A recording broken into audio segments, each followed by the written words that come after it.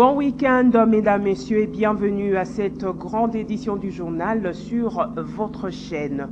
L'Assemblée consultative du Conseil économique et social s'est ouverte ce samedi 1er octobre 2022, marqué par les discours de son président. Jean-Pierre Kiwakana est revenu sur les grandes questions brûlantes d'activité et les enjeux de cette session. Serge Kabongo pour plus de détails.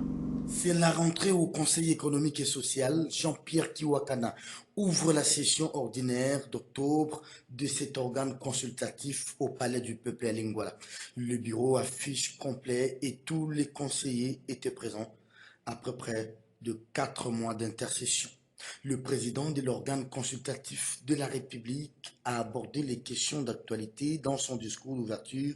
Jean-Pierre Kiwakana est revenu sur la problématique du changement climatique, la question de la guerre à l'est du pays, mais aussi et surtout du travail pour tous les Congolais.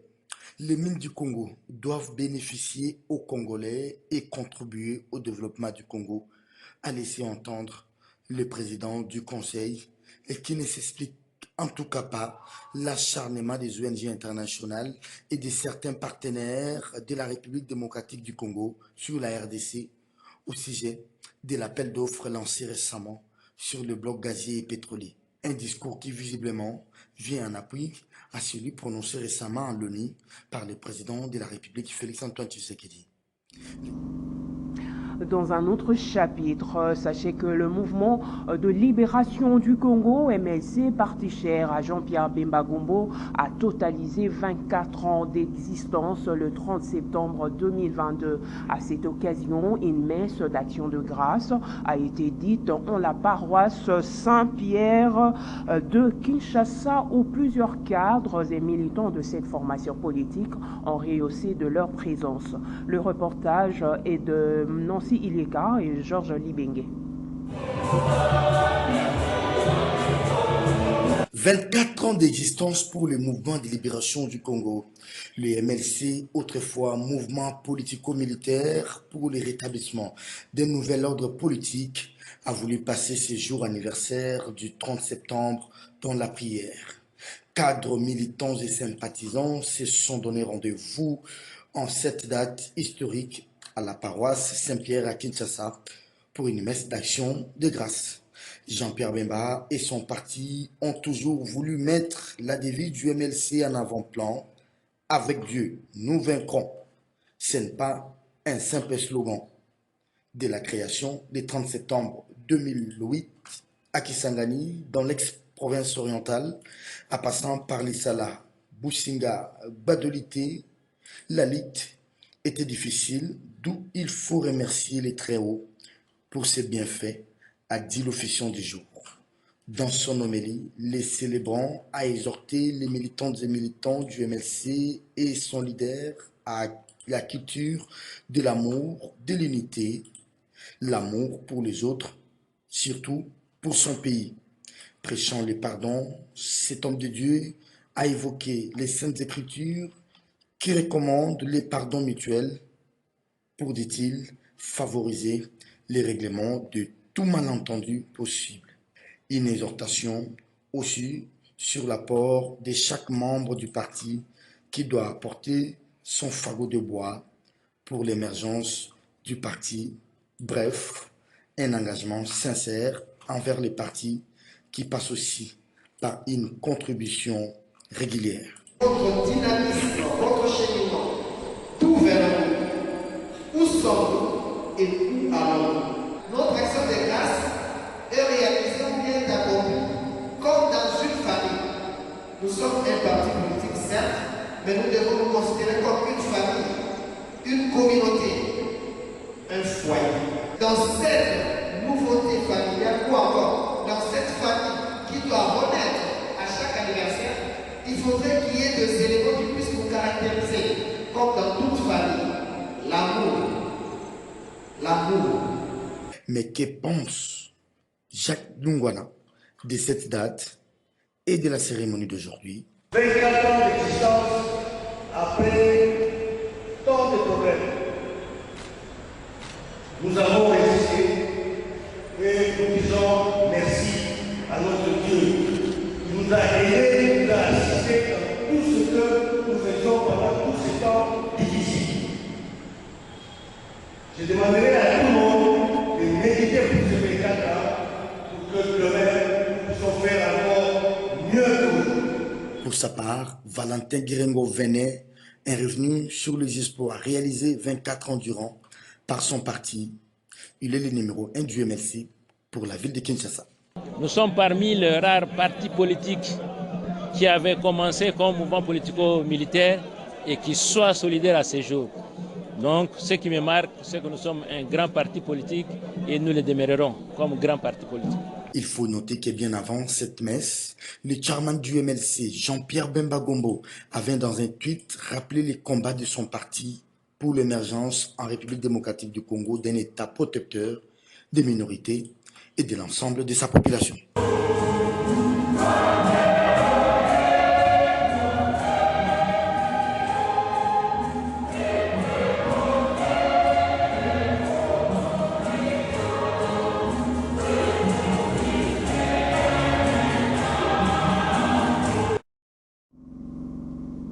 Au sortir de la messe, quelques cadres du mouvement de libération du Congo MLC n'ont pas manqué de livrer leurs impressions au micro de Nancy Ileka et Georges Libeke.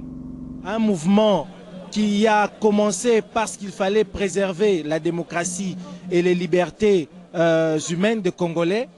Et aujourd'hui, 24 ans après, je pense que notre parcours parle et témoigne en soi dans quoi est-ce que nous étions sur le droit chemin de vouloir nous lever pour nous battre pour la population congolaise. Aujourd'hui, nous nous orientons vers la construction d'un État qui va répondre aux problèmes de la population. Et nous, comme il a été dit aujourd'hui dans l'homélie de l'abbé qui a prêché aujourd'hui, c'est que c'est aussi pour nous un moment où nous faisons les bilans de toutes les phases que nous avons traversées, du mouvement politico-militaire à aujourd'hui, parti politique hier de l'opposition, aujourd'hui au pouvoir, et aussi les perspectives d'avenir. Un grand parti politique, un parti qui a vu le jour le 30 septembre 1998 à Kisangani, là où le visionnaire, le camarade président national Jean-Pierre Bemba Gombo a eu cette grande idée de rassembler les Congolais pour qu'à ce jour, qu'on sente dans l'avenir que dans ces pays, il y a un État qui ordonne, un État qui protège. Restons toujours dans le même chapitre. Le 24e anniversaire du mouvement de libération du Congo MLC a coïncidé avec le démarrage du projet de construction du pavillon d'Ondoto stomatologie dénommé Jean Nobemba Saolona à Butembo dans le Nord Kivu, une façon de l'immortaliser. Ceci est l'œuvre de Georges Paluku Moussavouli, cadre du mouvement de libération du Congo MLC et Butembo. Suivez.